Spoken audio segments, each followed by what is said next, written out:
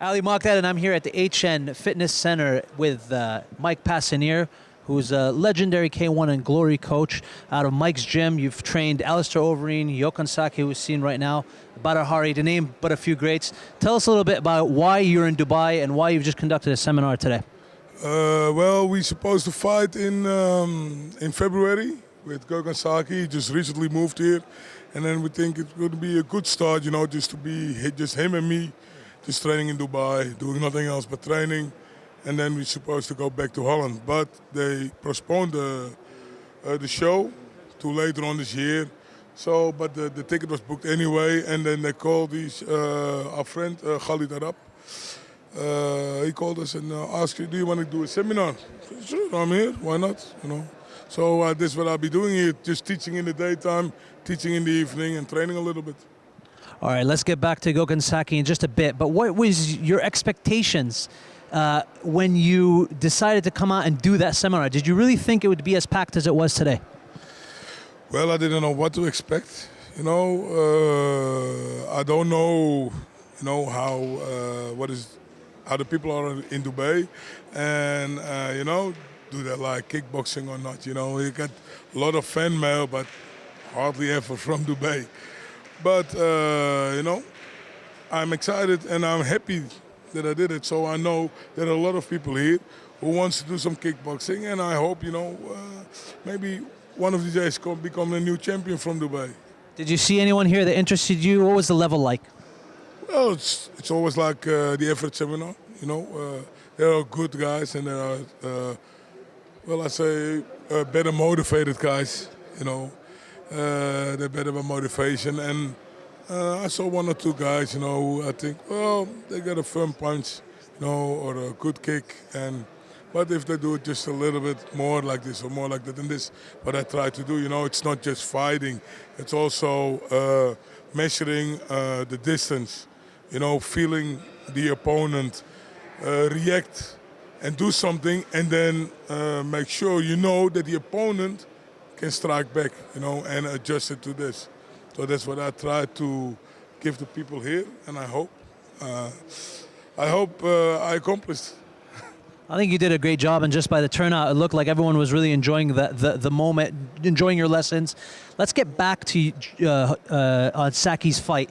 You moved your camp here. Did you feel that in his last fight, you know, Saki unfortunately had lost? Did you feel he was distracted? Was he demotivated? What were some of the reasons why you felt he lost?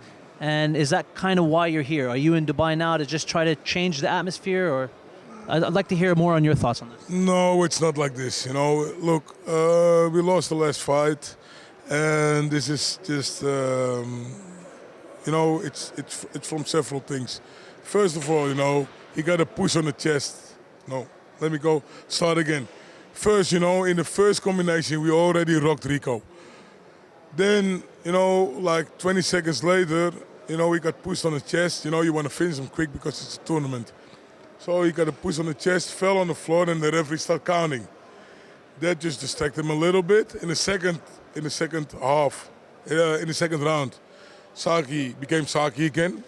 You know, and he's starting to killing Rico. Then Rico all of a sudden turn around.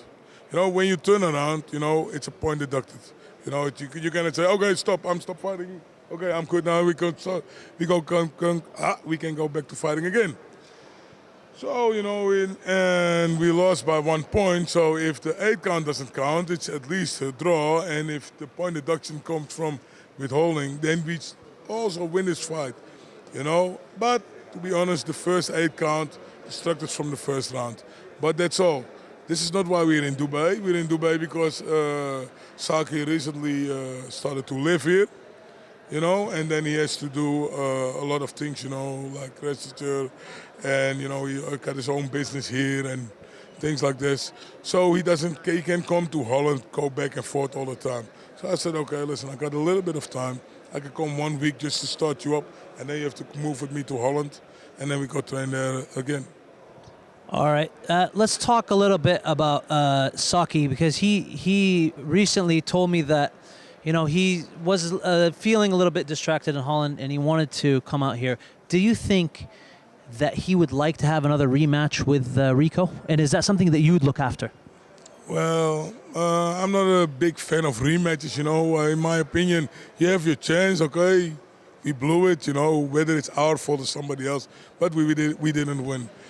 But if the chance comes here, you know, and we can face Rigo again, we're happy to do it. And for me, a fight is a fight. I don't care.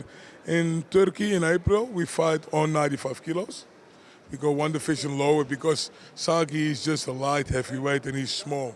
But he's a big 95 kilo guy.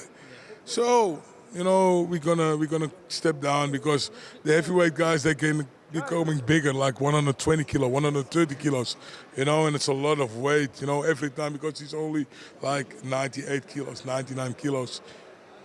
That's it. So Saki has expressed cutting down to a more lightweight fight. Yes. Is that something you want to see? Well, in the beginning when he came to me, I said, okay, why don't you become a light heavyweight? You know, and then he said, well, I have to think about it. Sorry, you're right. Light heavyweight. I said lightweight. I'm sorry. Light heavyweight. That doesn't matter. You know, so he said, I have to think about this. So, and he gave it some thought. He said, well, maybe I just try and light heavyweight. And now we're facing a tournament with the current champion, Tara Spong, with Nathan Corbett, and with Sabit Samedov. And it's a very stacked division. Of course it is. You know, and you know, with heavyweight, anything can happen. But with light heavyweight, you also have to, you know, move a little bit, also a little bit faster. And we see what happening. I'm still thinking we can win this tournament. We got the odds because it's in Istanbul, and let's see it from there. One of the things that Saki possesses is speed, and that's one of the things that a lot of people constantly talk about when they watch a Saki fight, and speed, the aggression, and the power. Without giving away your game plan, what are we going to expect in the next fight? Well, people who are a fan of my fighting style, they know, you know, we go forward. We go there to demolish. We go there to rip somebody apart because, you know, this is what people want to see. You don't want to see, you know, a game of tags with each other, you know, or two guys who are hardly hurting each other, you know. We just want to hurt people. You don't want to knock out people. That's the game plan. And sometimes it's good and sometimes you lose. But that's part of fighting. And it's also always our game plan. If we go for the KO, we go to satisfy the audience. Just like today, you know, I just try to do the seminar that's good for everybody, not for just one or two people, but everybody. Everybody can learn, everybody can do our best, you know. Everybody who's going to be in the audience in April 19 is going to say, winning or losing, oh man, that's Saki, he was awesome. You know, and then we're happy. Then we're happy. All right, well, we don't want to take up too much of your time. You've had an amazing seminar. We've enjoyed watching you with a lot of the students. I'm sure we're going to see more of you. Any last words that you want to say to Dubai, your thoughts? What are you expecting to do in the next couple of days?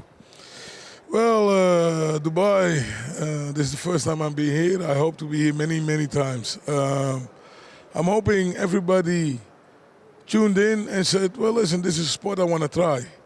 Just go to the gym, sign up. You don't want to be the champion of the world, but just be the best guy or girl you can be. Just for 1 hour, put your sorrows to the side and just sweat it out. That's all I have to say. And I hope to see you soon. Oos! Mike, thank you very much. This is Ali Mokdad at the HM Fitness Center. We want to thank Tam Khan for giving us the opportunity to meet Mike in person and check out the seminar. And we hope to see you soon.